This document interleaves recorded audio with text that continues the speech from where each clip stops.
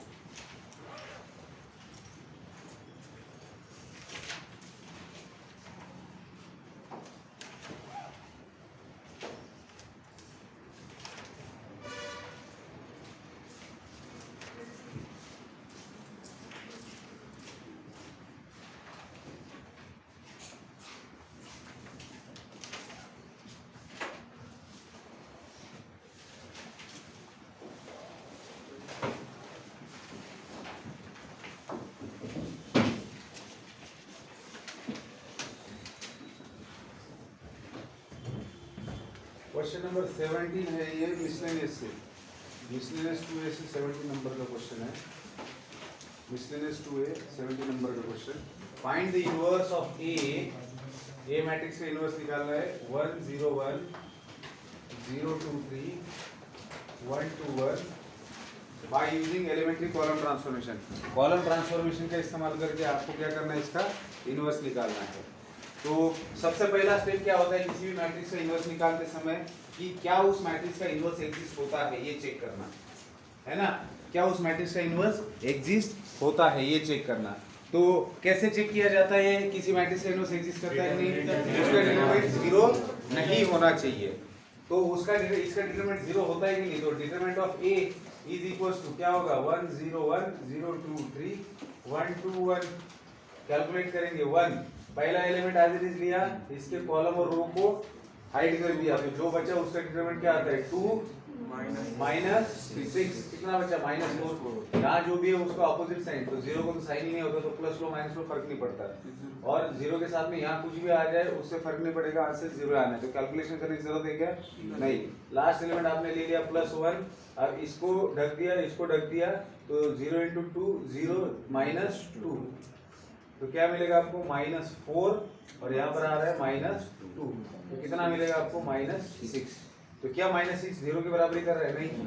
तो here determinant of A is not equal to 0 and therefore A inverse exists। लेकिन हमें ये कहा गया है कि आपको इस मैट्रिक्स का इनवर्स निकालना है बाय यूजिंग कॉलम ट्रांसफॉर्मेशन। तो वी हैव इक्वेशन, क्या इक्वेशन है हमारे पास? A inverse A is equal to I। अगर कॉलम ट्रांसफॉर्मेशन से मुझे मैट्रिक्स का इनवर्स निकालना है तो इक्वेशन होता है A inverse into A is equal to I। लेकिन अगर रो ट्रांसफॉर्मेशन से निकालना होता तो A इनटू A इनवर्स होता। इन दोनों चीजों को ध्यान में रखना है बोर्ड के लिए। हाँ, तो A inverse A is equal to I ये इक्वेशन है हमारे पास। तो मुझे क्या फाइंड आउट करना है? A इनवर्स निकालना है। तो into A as it is आएगा, that is 1 0 1 0 2 3 1 2 1 which is equals to identity matrix का है 1 0 0 0 1 0 0 0 1। हो गया। अब पहला टारगेट क्या होता है? A 1 1 को 1 बनाना।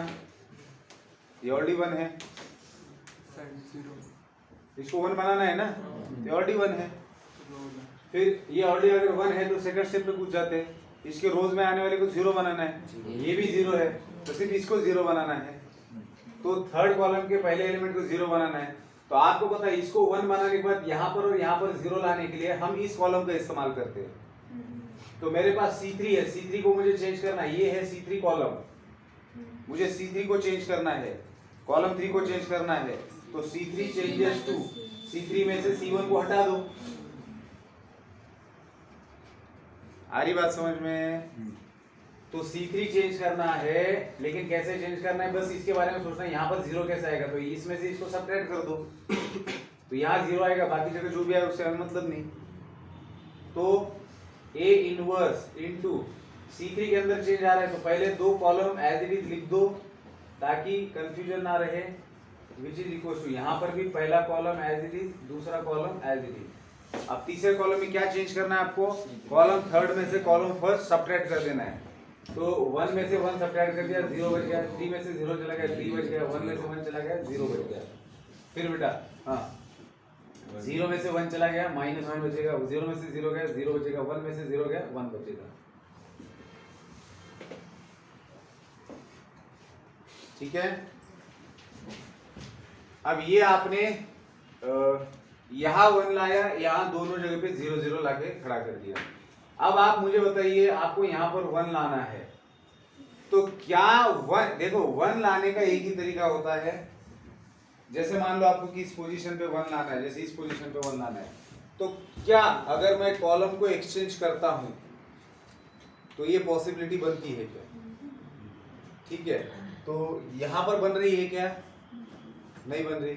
और अगर मेरा कॉलम को एक्सचेंज करने के बाद में यहाँ का 1 हट रहा है तो उस 1 को लाने में कोई मतलब है क्या? नहीं। तो यहाँ का 1 लाते समय चाहे रो ट्रांसफॉर्मेशन करो या कॉलम, रोज या कॉलम का एक्सचेंज बिल्कुल करे पहली पोजीशन पर 1 लाते समय। लेकिन उसकी बाद की पोजीशन पे 1 लाना है और अगर पॉसिबल नहीं, और सब्ट्रैक्शन से और इससे 1 आ सकता है क्या? हाँ आ सकता है। तो कैसे करेंगे फिर सब्ट्रैक्शन?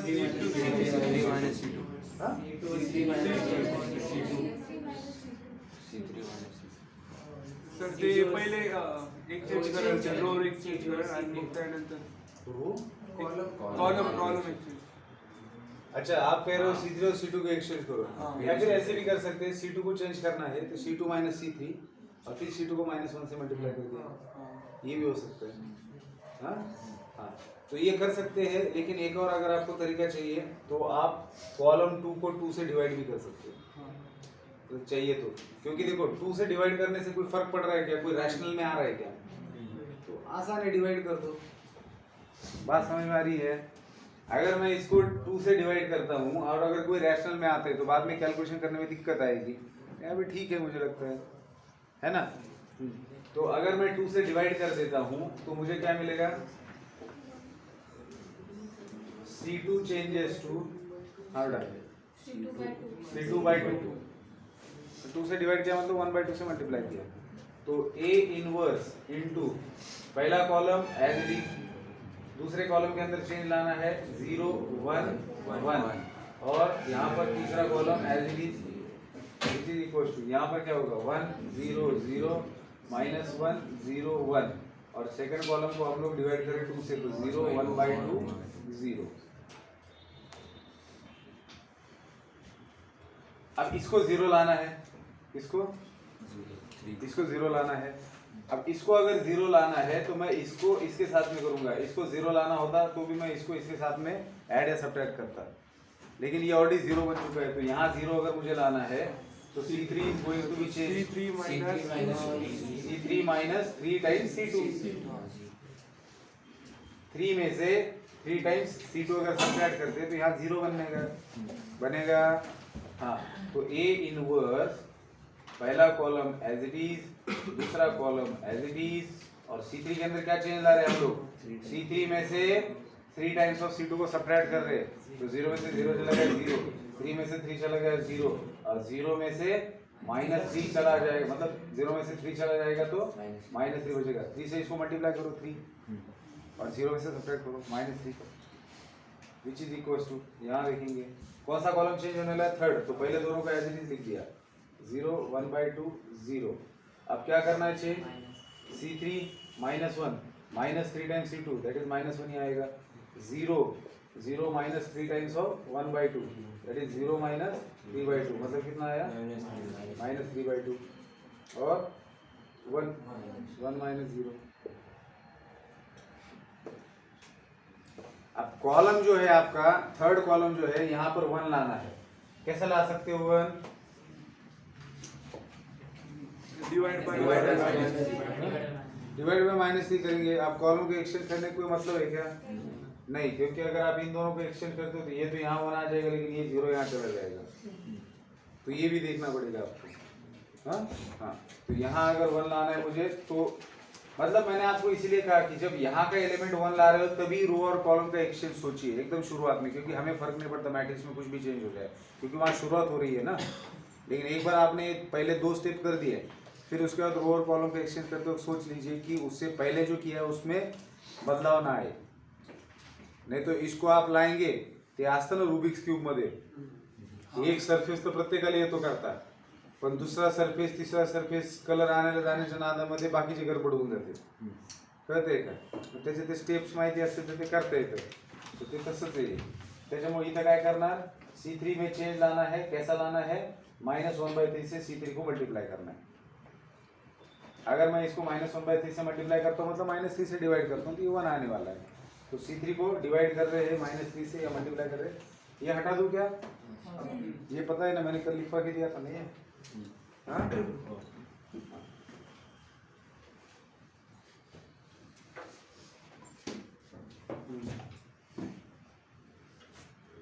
तो A inverse into 1 0 0 sorry column से लिखना है 1 0 1 0 1 1 और थर्ड कॉलम के अंदर क्या चेंज लाना है, इसको -3 से डिवाइड करें तो यहाँ आ जाएगा 1 विच इज इक्वल टू पहला कॉलम एज इट इज 1 0 0 0 1/2 0 और इसको डिवाइड कर रहे हैं हम लोग -3 से 1/3 आएगा, इसको डिवाइड कर रहे हैं -3 से 3 3 में कैंसिल 1/2 बचेगा और इसको डिवाइड कर रहे हैं -1/3 बचेगा, ठीक है।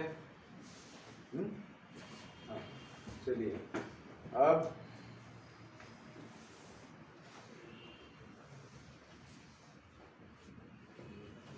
हो गया, इन दोनों को 0 बनाओ, कैसे बनाएंगे, column 1 minus column 3 column 2 minus column 3, ठीक है।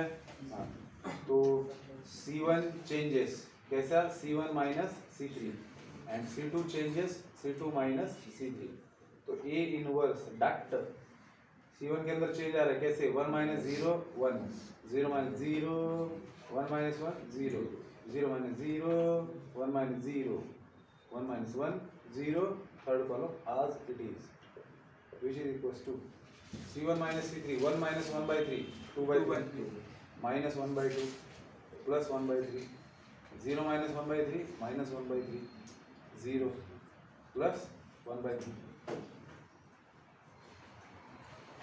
1/3 1/2 minus 1/3, ठीक है। तो क्या हो गई ये ये आई बन गया, तो A inverse into I is equal to ये मैट्रिक्स एज इट इज।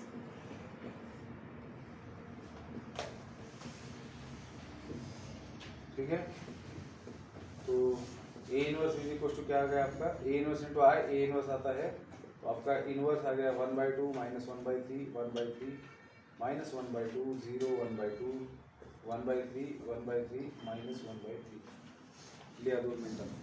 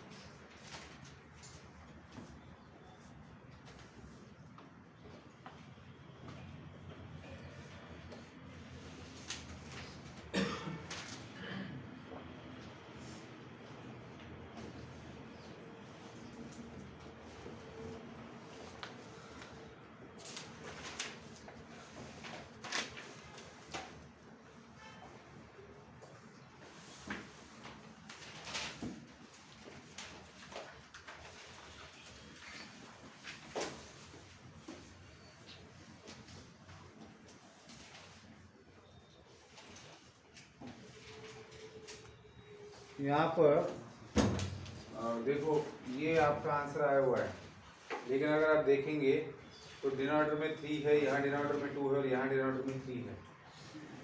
तो मैट्रिक्स को आप किसी नंबर से मल्टीप्लाई कर सकते हो, किसी भी स्केलर से मल्टीप्लाई कर सकते हो, डिवाइड कर सकते हो। जैसे मान लो कि इसको, क्योंकि आप हर एक नंबर 3 से डिवाइड कर रहा है, 3 या 2 से कर रहे हैं, तो 3 और 2 का एलसीएम कितना आता है 6। तो आपने इसी आंसर को ऐसे भी लिख सकते हो, A inverse is equal to 6/6 और ये अंदर का, मतलब आपने क्या किया, अंदर 6 से मल्टीप्लाई किया सभी नंबर्स को, मैट्रिक्स के सभी नंबर्स को 6 से मल्टीप्लाई किया, तो बाहर 6 से क्या करेंगे, डिवाइड करेंगे।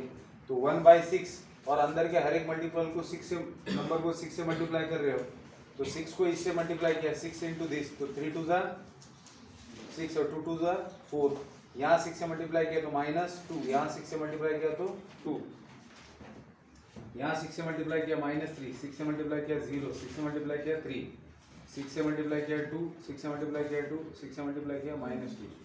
तो आपका ए इनवर्स आ गया 1/6 मैट्रिक्स के बाहर और मैट्रिक्स ये, तो ये पूरा आपका इनवर्स आ गया।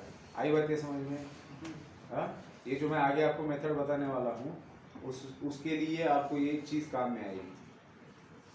तो इन मतलब शॉर्ट में आप क्या समझते हो कि आपके पास कोई मैट्रिक्स दिया है, तो उस मैट्रिक्स को आप किसी भी स्केलर से मल्टीप्लाई कर सकते हो। तो किसी भी मैट्रिक्स को स्केलर से मल्टीप्लाई करने का मतलब क्या होता है, जैसे मान लो एक मैट्रिक्स दिया आपको ABCD, तो आप लिख सकते हो 2 times A is nothing but what, 2A 2B 2C 2D। आ रही बात समझ में? मतलब सारे एलिमेंट्स को स्केलर से मल्टीप्लाई कर दो, तो हो गया मैट्रिक्स को मल्टीप्लाई करना स्केलर से, किसी नंबर से। आई बात समझ में? लिखेंगे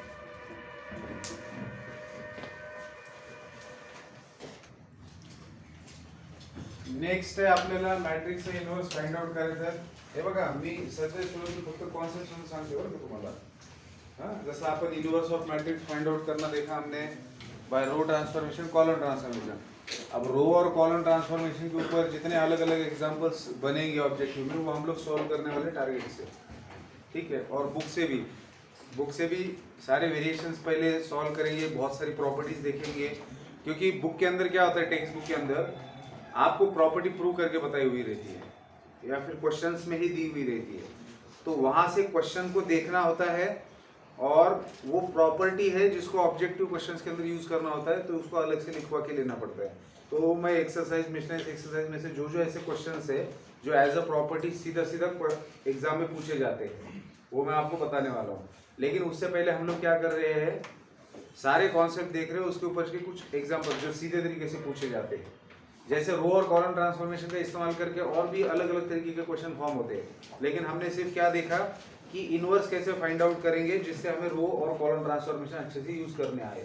अब उसके ऊपर डिपेंडेंट अलग तरीके के क्वेश्चन सॉल्व करेंगे अभी और, ठीक है। एक बार ये और मेथड देखिए, ये इनवर्स फाइंड आउट करने के लिए सेकंड मेथड है।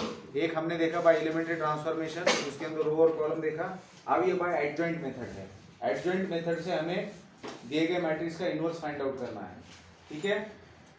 ये मेथड क्या होता है, इसके ऊपर हम लोग लाइट डालेंगे। उससे पहले क्या करते हैं हम लोग, एक मल्टीप्लिकेशन के बारे में देखते हैं। जैसे मान लो एक नोट करके लिख लेना है आपको। अभी आपने हेडिंग दे दिया होगा, नहीं दिया है? अगर दिया है तो नोटबुक के ऊपर लिख दो, है ना, नोटबुक के ऊपर लिखो।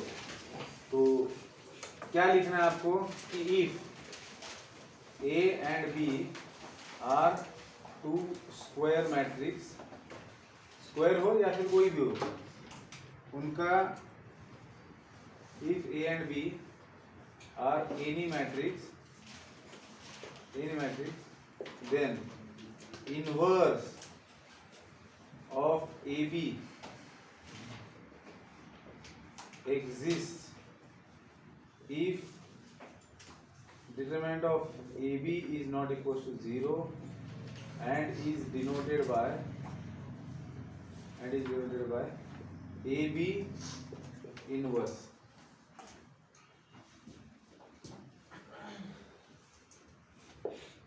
Also AB inverse is equals to B inverse into A inverse. अब ये प्रॉपर्टी है जिसको ध्यान में रखना है। अब थोड़ा 2 मिनट के लिए मेरी तरफ ध्यान दीजिए।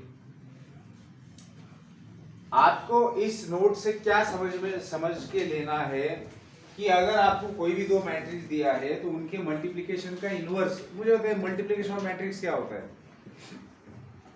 मैट्रिक्स ही होता है ना। 2 मैट्रिक्स का मल्टीप्लिकेशन करेंगे तो मैट्रिक्स ही आएगा, तो एक मैट्रिक्स ही है वो मल्टीप्लिकेशन। अब आपको क्या करना है, उसका इनवर्स फाइंड आउट करना है। तो जो इनवर्स फाइंड आउट करने के लिए किसी भी मैट्रिक्स के लिए रूल है वही ए बी के लिए भी आएगा। ऐसा थोड़ी ना है कि ए और बी 2 मल्टीप्लिकेशन में लिख रहे तो कुछ अलग आ रहा है। A B is a matrix which is obtained by multiplication of A and B. तो अगर दोनों का मल्टीप्लिकेशन एग्जिस्ट करता है और कुछ ना कुछ मैट्रिक्स उनका मल्टीप्लिकेशन आता है, तो उसका अगर मुझे इनवर्स निकालना है, मतलब ए बी का अगर मुझे इनवर्स निकालना है, तो ए बी का डिटरमिनेंट पहले तो 0 नहीं होना चाहिए। तो ए बी का इनवर्स एग्जिस्ट करेगा और उसको ऐसे डिनोट करेंगे। तो ये तो आप निकाल लेंगे, इसमें कोई बहुत बड़ी बात नहीं है कि 2 मैट्रिक्स दिया, उनका मल्टीप्लिकेशन किया और उसका इनवर्स निकाल लिया। बड़ी बात तो ये है कि किसी भी मैट्रिक्स, जब 2 मैट्रिक्स आप मल्टीप्लिकेशन करते हो उसका इनवर्स निकालते हो, तो वो किससे बराबरी करता है? वो बराबरी करता है दूसरे मैट्रिक्स के इनवर्स इनटू पहले मैट्रिक्स के इनवर्स से। मतलब इसमें 2 चीजें हो रही है, दोनों का सेपरेट इनवर्स लिया गया है और उल्टा मल्टीप्लिकेशन किया है। जैसे मान लो अगर बी ए इनवर्स मुझे लिखना है तो मैं क्या लिखूंगा, this is equal to second matrix का इनवर्स इनटू पहले मैट्रिक्स का इनवर्स। करते हैं क्या? तो ये आप वेरीफाई करके देख सकते हो, लेकिन इसको वेरीफाई करने की जरूरत है क्या? मतलब करके देख सकते हो ये, लेकिन ये ध्यान में रखना जरूरी है प्रॉपर्टी, इसको यूज करके किसी क्वेश्चन को सॉल्व किया जा सकता है। किस तरीके की वो देखेंगे, ऑब्जेक्टिव में आएगा क्वेश्चन, लेकिन ये प्रॉपर्टी इस्तेमाल करी जा सकती है। तो इसको आप लोग ऐड करेंगे। तो बेसिकली क्या लिखना है आपको, ये नोट लिखना है और इसके ऊपर हाईलाइट रखना है। ये आपके दिमाग में होनी चाहिए कि A B inverse is nothing but B inverse into A inverse. ठीक है?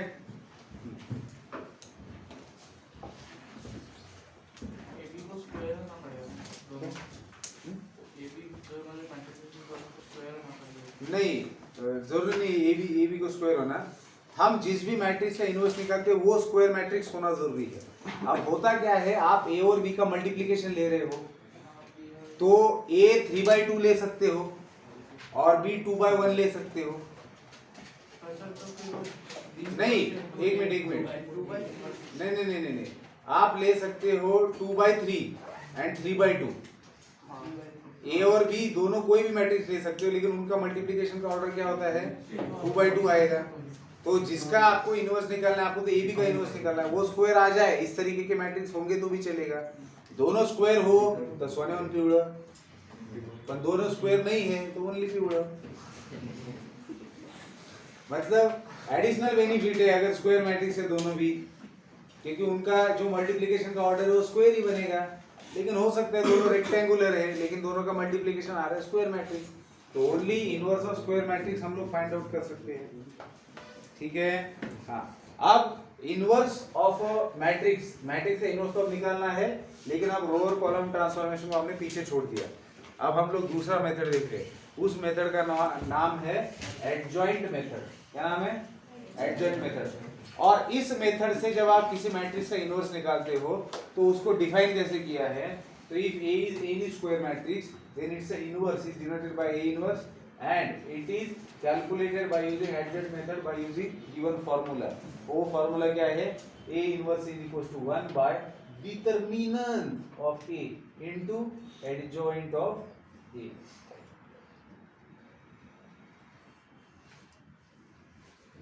इतना सन्नाटा क्यों है भाई? ए इनवर्स फाइंड आउट किया है, बस ये फॉर्मूला यूज करना है। ए इनवर्स निकालना है, बस ये फॉर्मूला यूज करना है। और इसमें डिटरमिनेंट जाना पहचाना है। जिस भी मैट्रिक्स का इनवर्स निकालना है उसका डिटरमिनेंट निकालिए। और वो तो वैसे भी निकालना ही पड़ता है ना, जीरो नहीं आता ये तो पहले चेक करना पड़ता है, तो उसका वैल्यू तो आ ही जाएगा, तो वो यहाँ पे रखना है। अब 1/A का 1 डिटरमिनेंट ऑफ A का मतलब क्या है? डिटरमिनेंट, अरे बाप रे, किसी भी मैट्रिक्स का डिटरमिनेंट वो एक नंबर आता है कि नहीं? मतलब आप नंबर से डिवाइड कर रहे हो किसको? एडजॉइंट ऑफ A को। अब एडजॉइंट ऑफ A क्या होता है? ये एक मैट्रिक्स होता है। Adjoint of A is a matrix and how it is calculated वो हमें बस सीखना है। A मैट्रिक्स है बेटा, A क्या है? मैट्रिक्स है। उस मैट्रिक्स का एडजॉइंट जो होता है वो भी एक मैट्रिक्स ही होता है। Adjoint of A is also a matrix, और हमें इसके अंदर वही सीखना है कि किसी भी मैट्रिक्स का एडजॉइंट कैसे निकाला जाए। आ रही बात ध्यान में? हाँ? तो किसी भी मैट्रिक्स का एडजॉइंट निकालने के लिए जो स्टेप्स होते हैं वो पहले समझते हैं। अगर हमें ए मैट्रिक्स दिया हुआ है और उसका एडजॉइंट निकालना है तो एडजॉइंट ऑफ ए को इन शॉर्ट एडीजे ए लिखते हैं। इसका क्या मतलब होता है? एडजॉइंट ऑफ ए। इसका क्या मतलब होता है? एडजॉइंट ऑफ ए। ये कैसे निकाला जाता है? तो सबसे पहले आपके पास ए मैट्रिक्स गिवन है, तो number 1 A is given, A matrix given है। तो नंबर 2 आप क्या करते हो? स्टेप नंबर 2 में matrix of minors find out कर लेते हो। मैट्रिक्स ऑफ माइनर्स ये आपने फाइंड आउट किया। फिर आप निकालते हो मैट्रिक्स ऑफ कोफैक्टर्स, और फिर आप लेते हो transpose,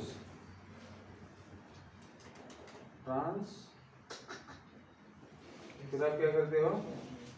transpose of matrix obtained, transpose of matrix obtained in step 3, obtained in step 3।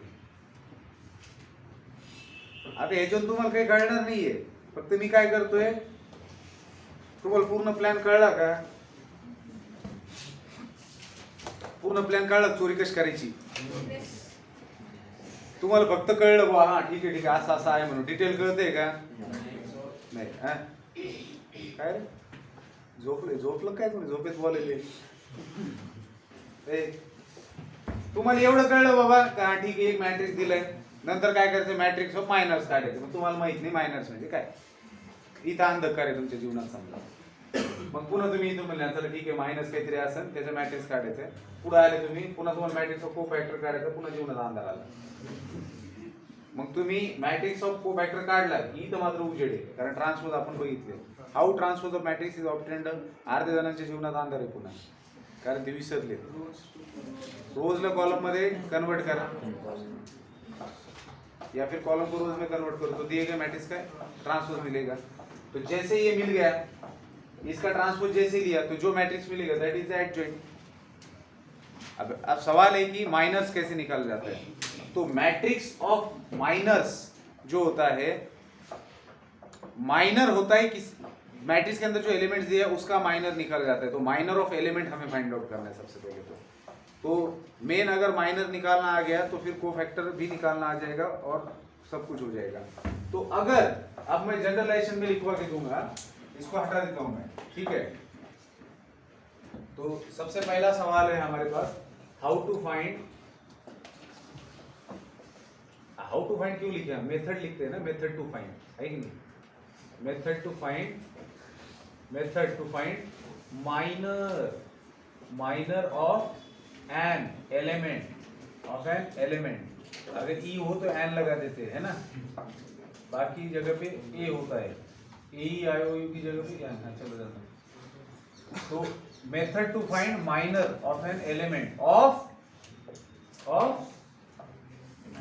Matrix. शाबाश बेटा, जीत गया आज के दिन।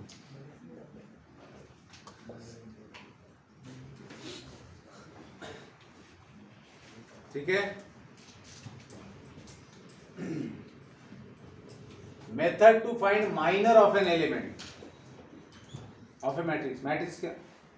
अब 2x2 का मैट्रिक्स होगा, 3x2 का मैट्रिक्स होगा। तो सबसे पहले 2x2 के मैट्रिक्स का माइनर निकालने की देखते हैं।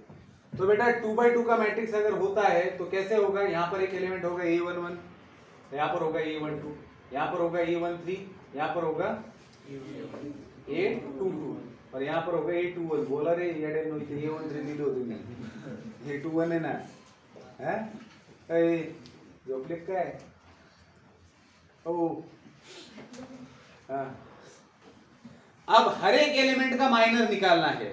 तो a11 की पोजीशन पे जो एलिमेंट है उसका माइनर डिनोट किया जाएगा कैपिटल M11 से। तो कैपिटल M11 का मतलब क्या है, minor of element a11। a11 की पोजीशन पर जो एलिमेंट है उसका माइनर डिनोट किया जाएगा M11। इतना तो सिंपल ही है। फिर इसका माइनर क्या होगा, तो जिसका माइनर निकाल रहे हो उसकी रो को काट डालना है, उसकी कॉलमन को काट डालना है, जो बचा वो हो गया उसका माइनर। खत्म। बहुत आसान आहे. तुम्हाला वाटतं नाही हाच कसं काय थोडं काहीतरी आणखी असेल. नाही नाही एवढंच आहे. तुम्हाला वाटतं एवढं छोटं कसं काय होगा. त्या मुन्ना भाई एमबीबीएस मध्ये नाही का पाहिलं पिक्चर.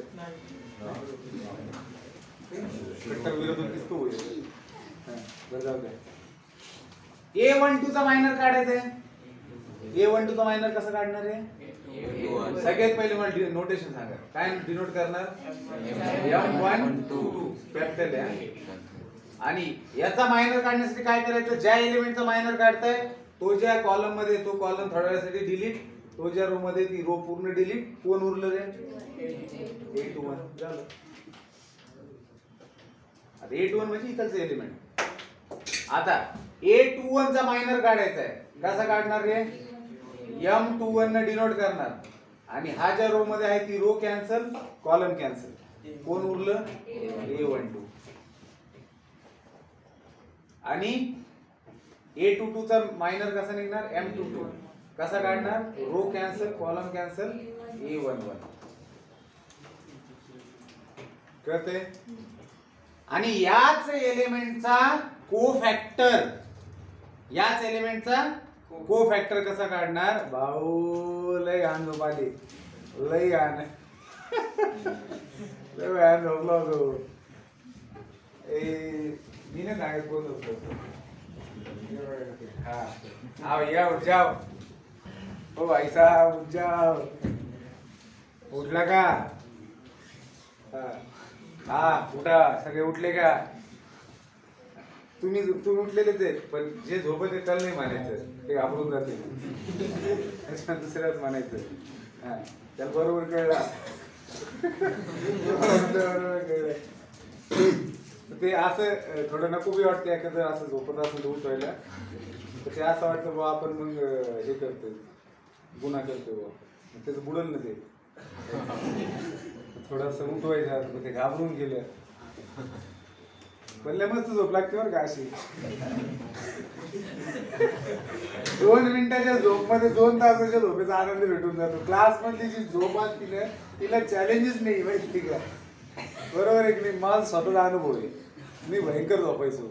मला फिजिक्स कळत नव्हतं, केमिस्ट्री तर काहीच कळत नव्हतं, मॅथ्स पण तसं एवढं जास्त कळत नव्हतं. आता थोडं कळायलंय. त्याच्यामुळे मी मॅक्सिमम झोपायचोच क्लासमध्ये. जेवढा वेळ जागा राहील तेवढा वेळ जागा राहायचो प्रयत्न करू.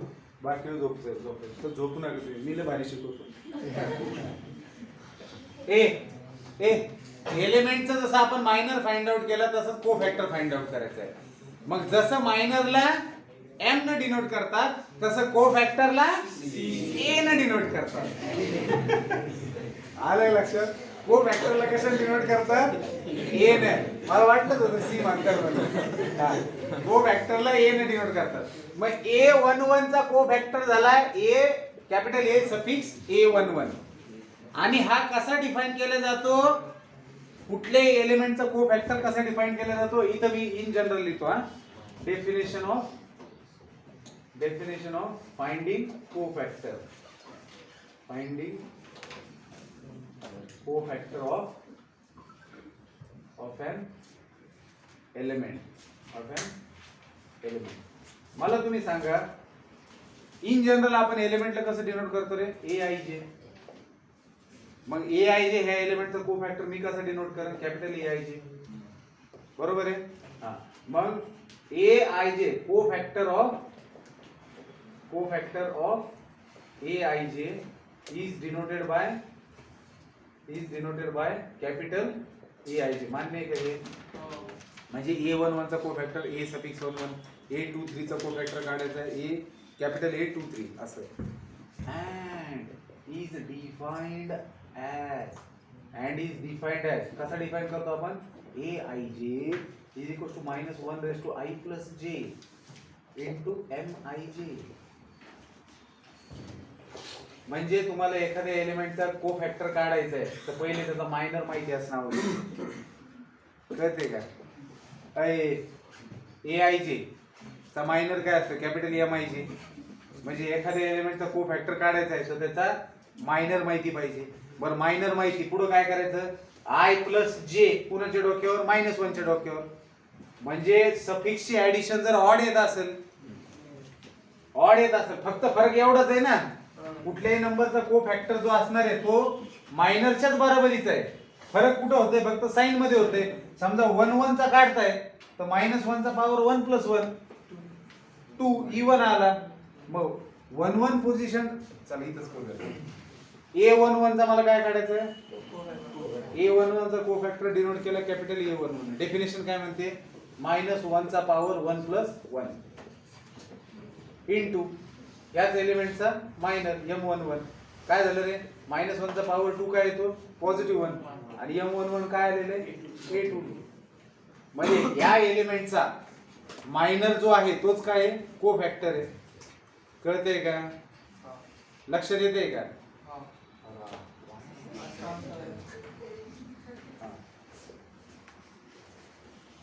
मंदार A12 काय करणार आहे? A12 काय करणार? -1 चा पॉवर 1 + 2 इंटू याचा मायनर M12. -1 चा पॉवर काय रे? ऑड आहे. 1 + 3 मायनस येणार म्हणजे -M12 किती आहे? A21. तदनंतर को फॅक्टर ऑफ एलिमेंट A21 चा को फॅक्टर काय येणार? -1 चा पॉवर 2 + 1 इंटू M21. पण हा काय रे? मायनस M21 M2 ची व्हॅल्यू किती? A12. कळतंय का? आणि A22 -1 चा power 2 + 2 into M22 -1 to the power 4 1 आणि M22 काय आहे? A11. लक्षात घ्या ज्यावेळेस एखाद्या मॅट्रिक्सच्या एलिमेंटचे को फॅक्टर्स काढायचे त्यावेळेस एकदा त्याचे मायनर आले की ज्यांच्या सफिक्सचे ऍडिशन इव्हन नंबर येते त्या एलिमेंटचा मायनर आणि कोफॅक्टर सेम आहे. कळतंय का? मी याचा मायनर काढला, या एलिमेंटचा जो मायनर असेल तोच कोफॅक्टर असणार. का? कारण याच्या सफिक्सचे ऍडिशन 2 येते, ह्याच्या सफिक्सचे ऍडिशन 4 येते. कोफॅक्टरला कसं डिफाइन केलेले? कोफॅक्टर म्हणजे मायनरच असतो, फक्त साइनचा फरक असतो. जर सफिक्सचे ऍडिशन ऑड येत असेल तर त्या एलिमेंटचा कोफॅक्टर हा ऑपोजिट ऑफ मायनर असणार आहे.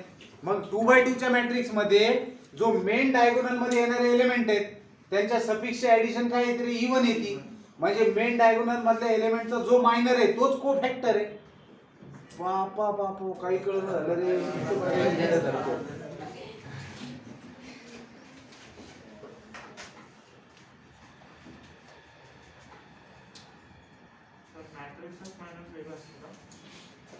एक तो मास वरतून आवाज बारीक. मॅट्रिक्स ऑफ मायनर वेगळं असतं का? मॅट्रिक्स ऑफ मायनर्स आणि हे वेगळं असतं. आता ह्या सगळ्या एलिमेंट्सचे आपण मायनस काढले, त्या मायनसला त्या त्या एलिमेंटच्या जागेवर लिहिलं की मायनसचा मॅट्रिक्स भेटला. That is matrix of minor. आता त्याच्यावरच येणार होतं. आपली पहिली स्टेप काय होती रे? मॅट्रिक्स ऑफ मायनर काढणं. ए दिलेला होता हा. आता प्रत्येक एलिमेंटचे मायनर काढले, त्या त्या एलिमेंटच्या जागी त्याच्या मायनरला लिहिलं की मॅट्रिक्स ऑफ मायनर तुम्हाला भेटणार. बरोबर आहे? हे लिहिलंय का तुम्ही सगळं? लिहा. हे नंतर लिहा, एवढं नंतर लिहा. पहिली ही डेफिनेशन लिहा, मग या स्टेप्स लिहा आणि मग हे लिहा मॅट्रिक्सचा मायनर कसा काढतात ते. हे झालं ना, इथपर्यंत झालं ना. इथपर्यंत पहिले ते लिहा, मग हे लिहा आणि इथपर्यंत झाल्याच्या नंतर मग हे लिहा. म्हणजे कारण कोफॅक्टरची डेफिनेशन आहे ना ही, आणि मग कोफॅक्टर लिहा. मी तुम्हाला पर्टिक्युलर एक्झाम्पल घेऊन सांगतो आणि शॉर्टकट मेथड मी सांगून देतो मग कोफॅक्टर काढण्याची. कळतंय? 2x2 मॅट्रिक्स फक्त 2x2 मॅट्रिक्स शॉर्टकट मेथड आहे.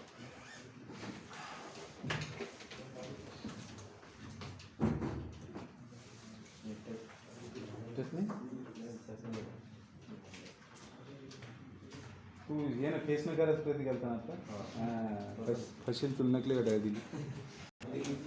हा ये बेटा, चला लक्षात घ्या बरं का आता. हे त्या फॉर्म्युल्याचं तर नंतर काम येणार आहे आपल्याला. तुम्ही लिहून घेतलेलं आहे. कोफॅक्टर्सला डिफाइन केलेले आहे.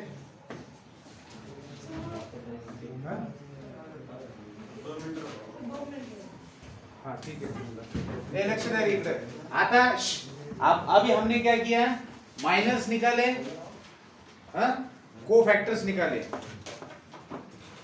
तो इन जनरल अगर हमें पूछा जाता है कि कोई मैट्रिक्स दिया है, find the matrix of minors, तो ही हमें माइनर्स का मैट्रिक्स लिखने की जरूरत पड़ती है. अगर इनवर्स निकालने के लिए बोला है तो हम माइनर्स का मैट्रिक्स नहीं लिखते. आ रही बात समझ में? सिर्फ माइनस निकालते हैं, फिर कोफैक्टर्स निकालते हैं और सीधा कोफैक्टर का मैट्रिक्स लिखते हैं. लेकिन क्योंकि यहाँ पर माइनस निकाले हैं तो मैं जस्ट आपको बता रहा हूँ कि मैट्रिक्स ऑफ माइनर्स कैसे लिखा जाता है. ये जो मैट्रिक्स है उसके माइनर्स का मैट्रिक्स मतलब क्या? Matrix of minors, minus of A is कैसे लिखेंगे? तो A11 का माइनर क्या है बेटा? A22. तो A11 की जगह आएगा A22. फिर A12 का माइनर क्या है? A21. फिर A21 का A12. हाँ, और A22 का A11. अब याद रखना, इसका इनवर्स फाइंड आउट करते समय लिखने का नहीं है. इसको मैट्रिक्स ऑफ माइनस लिखने की जरूरत है क्या? नहीं, सिर्फ माइनस निकालने के. अगर सेपरेट क्वेश्चन पूछते हैं तो बोल रहा हूं मैं, जो सब्जेक्टिव वे से पूछा जाता है कि एक मैट्रिक्स दिया है उसका मैट्रिक्स ऑफ माइनस लिखिए, तो करेंगे क्या? सारे एलिमेंट्स का माइनस निकालेंगे, जिस एलिमेंट का माइनस निकल रहा है उस एलिमेंट की जगह पर रखेंगे. जैसे A11 का मैट्रिक्स उसी की जगह पे रखना है, तो बन गया मैट्रिक्स ऑफ माइनस. ठीक है, तो इसकी हमें इनवर्स निकालते समय लिखने की जरूरत पड़ेगी क्या? नहीं, हम सीधा क्या लिखेंगे? Matrix of cofactors. Matrix of cofactors, क्योंकि इसका हमें ट्रांसपोज लेना होता है थर्ड नेक्स्ट स्टेप में. हाँ, पहला स्टेप हमने क्या देखा? माइनस निकालिए. दूसरा स्टेप हमने क्या देखा? कोफैक्टर्स निकालिए. तीसरे स्टेप में आप क्या लिखेंगे? Matrix of cofactors. तो कोफैक्टर्स का मैट्रिक्स कैसे लिखा जाएगा? इस एलिमेंट का कोफैक्टर क्या आया है A22, फिर A12, इसका कहाँ गया A12, ये A12 माइनस A21 फिर A21 का माइनस A12 और A11। तो ये आ गया बेटा हमारा मैट्रिक्स ऑफ कोफैक्टर। जैसे मैट्रिक्स ऑफ कोफैक्टर आ जाता है तो एडजॉइंट ऑफ ए क्या होता है, एडजॉइंट, अब वो जो ए मैट्रिक्स दिया उसका adjoint of A is nothing but transpose of matrix of cofactor, transpose of matrix of cofactors. और वो क्या आएगा, पहले रो को बना दिया पहला कॉलम, ठीक है, और दूसरे रो को वो बना दिया दूसरा कॉलम।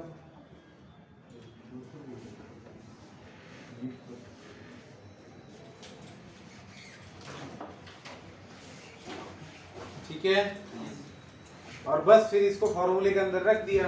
तो देयरफॉर ए इनवर्स का फॉर्मूला क्या होता है, 1 by determinant of A. Determinant of A मतलब नंबर होता है जो हमारे पास ऑलरेडी है, और into adjoint of A. Into adjoint of A का मतलब क्या होता है, 1 by determinant of A into adjoint of A. हमने यहाँ पर निकाला ये matrix A22 minus A12 minus A21 और A11।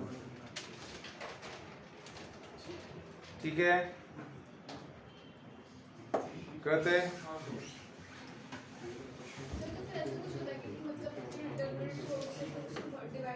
कर सकते हैं, अंदर के सारे एलिमेंट्स को कर सकते हैं, या फिर ऐसे ही रख सकते हैं ए। ठीक है, टाइम क्या चल रहा है, ठीक है। तो अब मैं आपको शॉर्टकट बता देता हूँ। अब देखो, अब हम इस नतीजे पे पहुंचे, मतलब नहीं इस नतीजे पे नहीं, इस मुकाम पे पहुंचे कि हम लोग सीधे शॉर्टकट की बात कर सकते हैं जो हमारे लिए जरूरी है। देखो, बोर्ड्स में अगर 2x2 का मैट्रिक्स दिया है और आपको बोला गया है कि find the inverse of the given matrix by row transformation, तो हमें पता है क्या करना है। Find the inverse of the given matrix by column transformation, वो भी हमें पता है क्या करना है। और अगर पूछते हैं find the inverse of the given matrix bye adjoint method, वो भी हमें पता है क्या करना है। लेकिन अगर सीटी में 2x2 का मैट्रिक्स दिया है और पूछते हैं कि इसका इनवर्स क्या है, तो हमें इन तीनों मेथड्स को अप्लाई नहीं करना है, सीधा शॉर्टकट लेना है। क्या शॉर्टकट है, तो यहाँ आप ऑब्जर्व कीजिए कि आपका इनवर्स जो आया है, ऑब्वियसली हमें डिटरमिनेंट निकालने की जरूरत पड़ेगी, डिटरमिनेंट तो हम निकालेंगे, लेकिन ये जो एडजॉइंट हमने निकाला है, adjoint of matrix, adjoint of matrix जो हमने निकाला है, तो वो सीधा सीधा आप निकाल सकते हो। दो तरीके के क्वेश्चंस ऑब्जेक्टिव में पूछे जाते हैं, दिए गए मैट्रिक्स का एडजॉइंट लिखिए जो कि यहाँ पर है, और उसी का मतलब इनवर्स निकालना होता है अगर आप सिर्फ डिटरमिनेंट से डिवाइड करते हैं। तो किसी भी मैट्रिक्स का एडजॉइंट निकालने की शॉर्टकट वे क्या है, तो आप थोड़ा सा ऑब्जर्व कीजिए ओरिजिनल मैट्रिक्स में और एडजॉइंट में क्या फर्क हुआ है। डायगोनल्स के एलिमेंट एक्सचेंज हुए हैं, डायगोनल्स के एलिमेंट्स एक्सचेंज हुए हैं, और जो सेकेंडरी डायगोनल्स है वो अपनी ही जगह पे रहे हैं, बस उनका साइन चेंज हुआ है। देखिए, वो अपनी ही जगह पर है, बस उनका क्या हुआ है, साइन चेंज हुआ है। और ये ट्रिक सिर्फ 2x2 के लिए, वेरी गुड, सिर्फ 2x2 के लिए। एग्जांपल, अगर मेरे पास 1 में 2 में 3 में 4 है और मुझे इसका क्या करना है, इनवर्स लेना है, तो a inverse is equal to 1 upon determinant of a क्या आएगा बेटा, 4 - 6 दैट इज -2। और एडजॉइंट कैसे निकालेंगे, तो इन दोनों का पोजीशन चेंज कर लिया, 4 को 1 की जगह 1 को 4 की जगह, और ये अपनी जगह पे रहकर सिर्फ साइन चेंज करेंगे, हो गया इनवर्स। अब आप इसी को रो से करते बैठिए, कॉलम से करते बैठिए, या फिर एडजॉइंट लगा दीजिए, आंसर यही आना है। तो अगर आप 2x2 के मैट्रिक्स का अगर शॉर्टकट जानना चाहते हो तो आप ऐसे भी ध्यान में रख सकते हो, ABCD अगर कोई मैट्रिक्स है तो इसका एडजॉइंट कैसे मिलेगा आपको, A की जगह पे D जाएगा, D की जगह पे A आएगा, B का साइन चेंज होगा, C का साइन चेंज होगा। ठीक है, तो आज हमने कंप्लीट किया 2x2 के मैट्रिक्स का इनवर्स कैसे निकाला जाता है बाय एडजॉइंट मेथड, और उसी के साथ मैंने आपको शॉर्टकट बता दिया उसका। याद रखना मैं इनवर्स नहीं कह रहा हूँ, सिर्फ एडजॉइंट कह रहा हूँ। इनवर्स निकालना है तो डिटरमिनेंट से डिवाइड करना पड़ेगा। तो ये जो आपको मिलता है, बहुत बार बच्चे क्या करते हैं, आपको इनवर्स पूछा हुआ रहता है और उन्होंने ऑप्शन में इसको भी लिखा हुआ रहता है और डिटरमिनेंट ऑफ ए से डिवाइड करके भी लिखा हुआ रहता है। तो अगर इनवर्स पूछा है तो डिटरमिनेंट ऑफ ए से डिवाइड किया हुआ आंसर सही रहेगा ना, और सिर्फ एडजॉइंट पूछा है तो ये सही रहेगा। तो ये जो मेन डायगोनल के एलिमेंट्स का पोजीशन चेंज करना और सेकेंडरी डायगोनल के एलिमेंट्स को एज इट इज रखकर उनका साइन चेंज करना जो है, इसको क्या कहा गया है, एडजॉइंट कहा गया है। ठीक है, तो 3 by 3 के मैट्रिक्स का एडजॉइंट से इनवर्स कैसे निकाल जाता है ये कल हम लोग देखने वाले हैं।